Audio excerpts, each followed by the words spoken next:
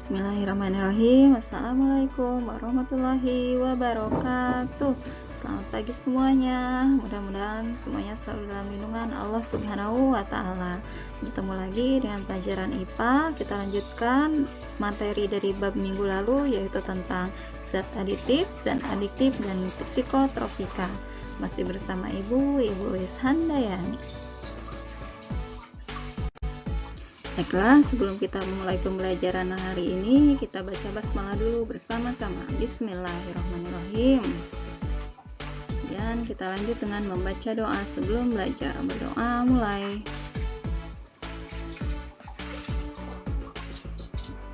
Doa selesai. Oke, kita lanjut materi kita hari ini. Minggu lalu kita sudah membahas tentang zat adiktif. Ada yang masih ingat apa itu zat adiktif? Ya, zat aditif itu adalah zat tambahan yang digunakan dalam proses pengolahan atau pembuatan makanan.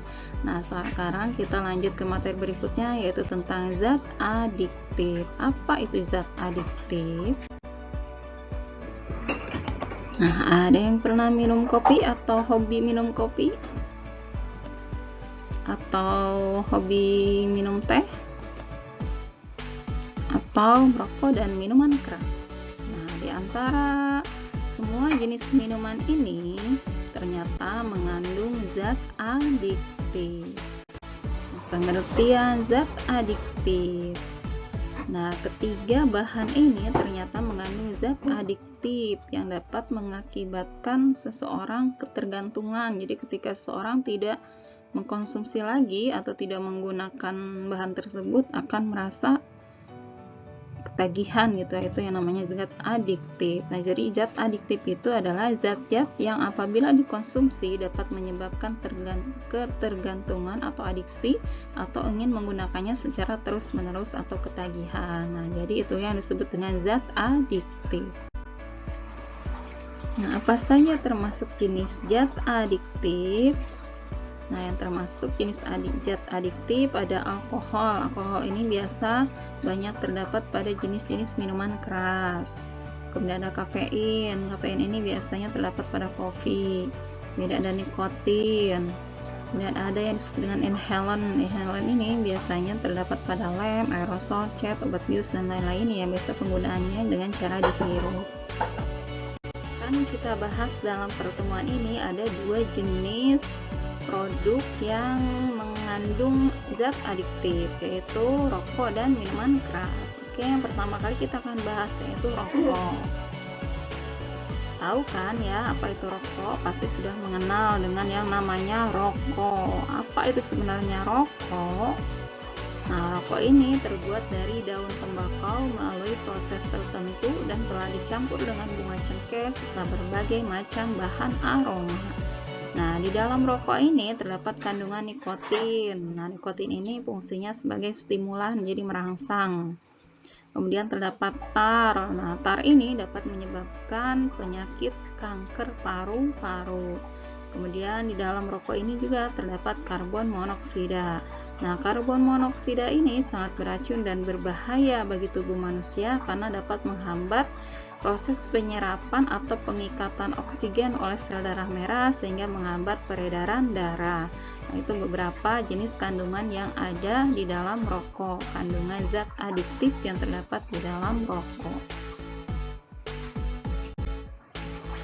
Nah, selain zat-zat adiktif yang tadi disebutkan yaitu nikotin, tar, dan karbon monoksida, masih banyak kandungan zat-zat lain yang terdapat di dalam rokok.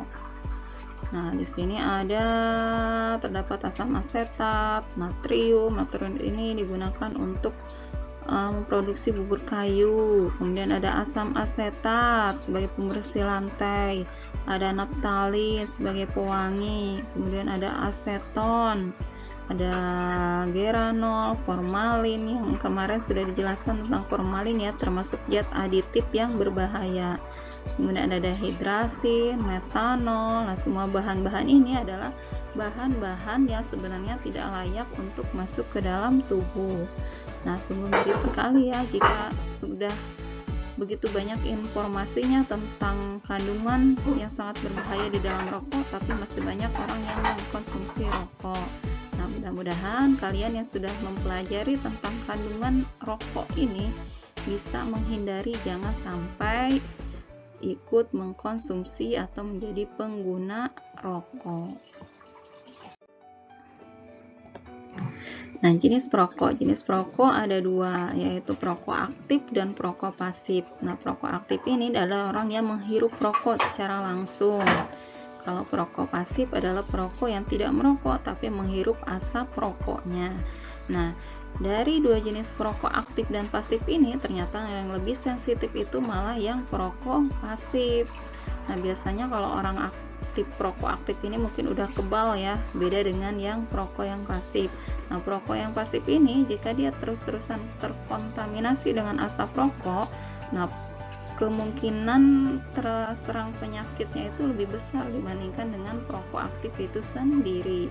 Jadi jika ada di dalam satu rumah nih, salah satu orang yang perokok aktif, sementara yang lainnya perokok pasif, nah malah justru yang paling membahayakan itu adalah perokok pasif itu sendiri. Jadi boleh dibilang secara tidak langsung perokok aktif ini adalah membunuh secara perlahan perokok pasif. Nah, dampak buruk merokok bagi tubuh manusia. Nah, dampak yang paling berpengaruh secara langsung yaitu adalah napas menjadi bau rokok, tenggorokan gatal, pusing, mual, dan lain-lain. Kemudian dampak terhadap sistem pernapasan, salah satunya menyebabkan penyakit bronkitis, kemudian kanker paru-paru dan saluran pernapasan. Pada sistem jantung dan pembuluh darah, nah rokok ini dapat mengakibatkan tekanan darah tinggi dan serangan jantung. Kemudian dalam sistem pencernaan dapat mengakibatkan luka pada lambung dan usus. Pada sistem reproduksi, rokok ini dapat mengakibatkan kemandulan, keguguran pada ibu hamil. Dan terakhir yaitu dampaknya bagi sistem saraf, yaitu dapat merusak pembuluh darah, yaitu menyebabkan penyempitan pada pembuluh darah dan mengakibatkan stroke. Nah, itulah adalah beberapa dampak yang sangat buruk bagi kesehatan tubuh. Nah, contoh yang kedua dari produk yang mengandung zat adiktif adalah minuman keras. Apa itu minuman keras? Nah, minuman keras itu adalah minuman yang mengandung alkohol. Minuman keras dibagi ke dalam 3 golongan. Ada golongan A. Nah, golongan A ini kadar alkoholnya masih rendah, yaitu antara 1 sampai 5%. Contohnya adalah bir. Kemudian golongan B, kadar alkoholnya antara 5 sampai 20%. Contohnya adalah anggur atau wine. Kemudian golongan C adalah kadar alkoholnya 20 sampai 45%. Contohnya arak, whisky, dan vodka. Jadi minuman keras yang paling berbahaya di sini adalah golongan C. Walaupun golongan A dan golongan B ini kadarnya rendah, tapi tetap secara agama semua jenis minuman ini adalah haram. Nah, dampak minuman keras bagi tubuh manusia. Nah, setiap zat yang mengandung zat adiktif pasti akan menimbulkan dampak buruk bagi tubuh manusia. Nah, dampak yang dirasakan langsung setelah minum minuman keras, yang pertama itu adalah kehilangan keseimbangan tubuh, kemudian mabuk, dan ingatan menjadi tumpul. Nah, kemudian dampak pada sistem pernapasan. Nah, mungkin dampaknya ini tidak terjadi secara langsung ya, bertahap.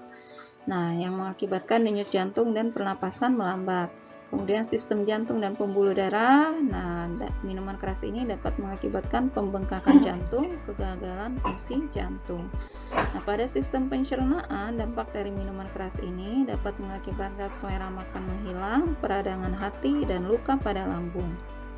Pada sistem reproduksi, dampak dari minuman keras ini pada pria dapat menyebabkan terjadi impotensi, pada perempuan bisa mengakibatkan kemandulan, dan pada ibu hamil dapat menyebabkan cacat pada bayi yang dikandungnya. Nah, dalam sistem saraf, dampak dari minuman keras ini dapat memperlambat fungsi otak, jadi lemot ya, jadi berpikirnya lebih lambat bagi orang yang suka mengkonsumsi minuman keras. Kemudian akan hilangnya memori atau amnesia. Nah, itulah beberapa dampak buruk dari minuman keras ketika dikonsumsi secara terus-menerus oleh manusia. Nah, zat berikutnya yang akan kita bahas adalah zat psikotropika. Apa itu zat psikotropika? Nah, sebelum kita membahas tentang psikotropika. Nah, kita perhatikan dulu gambar-gambar berikut ini. Ada yang tahu ini gambar apa? Nah, ini adalah gambar dari daun ganja. Nah, ada yang tahu gak ini bunga apa? Ini bunganya cantik ya. Nah, ternyata bunga ini adalah opium atau candu. Ini adalah contoh-contoh tanaman yang digunakan sebagai bahan narkotika. Nah, gambar berikutnya ini adalah jamur. Ini jamur bukan sembarang jamur. Ini disebut dengan jamur sihir. Nah, orang yang sudah mengkonsumsi ini akan mengalami ketagihan atau kecanduan ya. Nah, kemudian ini adalah gambar daun kokain. Kokain ini biasanya digunakan sebagai bahan-bahan obat-obat terlarang. Jadi jamur sihir, kokain, daun ganja, terus candu itu adalah jenis-jenis bahan dasar pembuatan narkotika. Nah, ada perbedaan antara narkotika dan psikotropika. Apa perbedaannya? Nah, narkotika ini biasanya terbuat dari bahan utamanya adalah 3 jenis tanaman. Nah, tadi kita sudah tunjukkan ya beberapa jenis tanaman yang biasa digunakan untuk pembuatan bahan narkotika. Tadi ada daun ganja, ada kokain, ada candu atau opium, kemudian ada jamur sihir. Nah, itu adalah bahan-bahan yang biasa digunakan untuk jenis narkotika. Nah, sedangkan psikotropika ini terbuat dari bahan kimia. Beda ya, bukan dari jenis tanaman. Kemudian cara kerjanya, kalau narkotika ini membuat penggunanya tidak merasakan sakit walaupun disakiti. Jadi dia happy terus dan tidak akan merasakan sakit. Nah, kalau psikotropika ini membuat penggunanya mengalami perubahan mental dan tingkah laku. Kemudian efeknya, kalau narkotika ini kecanduan dan tubuh tidak merasakan sakit. Kalau psikotropika ini kecanduan dan mengalami halusinasi. Nah, statusnya kalau narkotika ini termasuk psikotropika, tapi kalau psikotropika tidak termasuk ke dalam narkotika. Yang termasuk jenis narkotika itu adalah morfin, heroin, ganja, kokain, dan sebagainya. Sedangkan ini termasuk psikotropika, ada ekstasi, sabu, ada sedatif, nijam, angel, dan lain-lain. Nah, itu adalah perbedaan dari narkotika dan psikotropika. Oke, kita lanjut ke pengertian psikotropika. Psikotropika itu tadi sudah kita bahas ya, bahan-bahan atau zat-zat yang dapat mengakibatkan tergantungan tapi tidak termasuk jenis narkotik. Nah, yang termasuk jenis psikotropika ada ekstasi, LSD, dan sabu-sabu. Ekstasi ini bentuknya seperti pil, kalau sabu-sabu serbuk kristal, kalau LSD ini bentuknya seperti kertas. Contoh psikotropika, kita bahas satu-satu. Contohnya pertama adalah amfetamin. Amfetamin ini dapat merangsang jaringan saraf, kemudian juga menimbulkan rasa gembira dan percaya diri. Nah, makanya banyak artis yang mengkonsumsi jenis amfetamin. Salah satu tujuannya adalah agar tetap gembira dan tampil percaya diri ketika berada di depan halayak ramai. Nah, dampak lain dari amfetamin ini adalah dapat menurunkan berat badan, gelisah, mudah marah, dan kerusakan saraf. Contoh dari amfetamin adalah dexamfetamin dan phenylalanine. Nah, salah satu contoh bentuk dari amfetamin ini seperti ini ya, kapsul. Nah, zat psikotropika berikutnya adalah ekstasi. Nah, ekstasi ini pengaruhnya adalah menimbulkan rasa fly atau gembira, energik, mudah tersinggung, dan susah tidur. Nah, pengaruh jangka panjangnya dapat mengakibatkan kerusak otak dan agresif. Contoh dari ekstasi adalah butterfly, Aladdin, Apple, elektrik, dan lain-lain. Nah, contoh gambarnya seperti ini. Jadi pil-pil ekstasi ini warna-warni dan ada ini ya kayak label-labelnya. Nah, ini butterfly, ada labelnya butterfly. Kemudian ada Aladdin, ada apple. Nah, sesuai dengan penamaannya kayak permen ya. Zat psikotropika berikutnya adalah sabu-sabu. Nah, nama kimia dari sabu-sabu adalah metamfetamin. Nah, bentuk dari sabu-sabu ini berbentuk kristal seperti gula pasir atau ukuran lebih halusnya seperti persin dan tidak berwarna beningnya.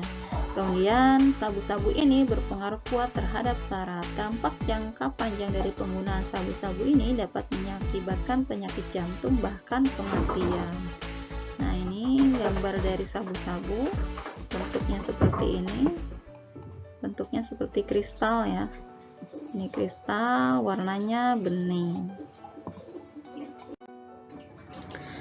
Oke, berarti kita sudah membahas 3 jenis zat yang berbahaya, yaitu zat aditif, zat adiktif, dan psikotropika. Nah, yang paling berbahaya itu adalah zat adiktif dan psikotropika. Nah, bagaimana caranya agar kita terhindar dari pengaruh zat adiktif dan psikotropika? Nah, tindakan preventif atau pencegahan apa yang harus kita lakukan? Nah, yang paling penting itu adalah meningkatkan iman dan takwa. Jadi kita mendekatkan diri kepada Sang Maha Pencipta, yaitu kepada Allah Subhanahu wa Ta'ala. Kemudian memperbanyak kegiatan yang bermanfaat, kegiatan-kegiatan yang positif. Kemudian memilih pergaulan, jangan sampai salah memilih teman. Kemudian meningkatkan keharmonisan dengan anggota keluarga. Jadi kita harus lebih care dan peduli dengan keluarga. Jangan sampai ada keluarga yang merasa dikucilkan. Nah, jadi karena kurangnya perhatian di keluarga akan terjerumus ke pergaulan yang kurang baik. Nah, kemudian tindakan kuratifnya atau penyembuhan jika sudah terpengaruh oleh zat adiktif atau psikotropika, yang dapat dilakukan adalah dengan terapi. Kemudian detoksifikasi. Nah, detoksifikasi ini dilakukan secara bertahap ya. Yang pertama ini dengan mengurangi dosis, kemudian menggunakan antagonis, yaitu dengan menggunakan morfin. Nah ya, morfin itu termasuk narkotik ya, termasuk jenis narkotika. Tapi ketika untuk mengobati orang yang sudah ketergantungan dengan psikotropika, morfin ini dapat digunakan tapi dengan batas penggunaan yang sudah diawasi oleh dokter. Nah, kemudian yang terakhir itu adalah menghentikannya secara total. Kemudian yang terakhir adalah dengan cara rehabilitasi. Nah, itu adalah beberapa tindakan yang bisa dilakukan agar kita terhindar dari zat adiktif dan psikotropika. Oke, baiklah, materi untuk hari ini cukup sampai di sini. Tadi kita sudah membahas tentang zat adiktif dan psikotropika beserta dampak-dampak negatif bagi tubuh. Kemudian tadi juga sudah dibahas dengan cara atau tindakan bagaimana agar bisa terhindar dari pengaruh zat-zat tersebut. Nah, mudah-mudahan apa yang sudah Ibu sampaikan bisa dipahami ya. Lebih kurangnya Ibu mohon maaf. Kita bertemu lagi di pertemuan berikutnya. Sebelum kita akhiri, kita baca dulu hamdalah bersama-sama. Alhamdulillahirabbil alamin. Terima kasih atas perhatiannya. Assalamualaikum warahmatullahi wabarakatuh.